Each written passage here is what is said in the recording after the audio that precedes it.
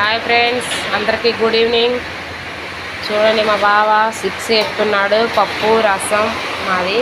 ఇది రసం, తోటకూర పప్పు చేసాం. మాకైతే ఇప్పుడే వర్షం స్టార్ట్ అయింది. ఫుల్ సౌండ్ వస్తుంది. ఇదిగో ఏపుతా ఉన్నాడు మా బావ.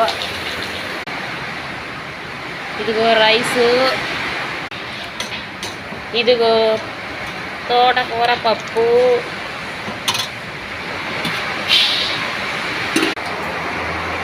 రసం అయితే తెరలింది. ఇంకా పెద్దం అయిపోయింది కంప్లీట్.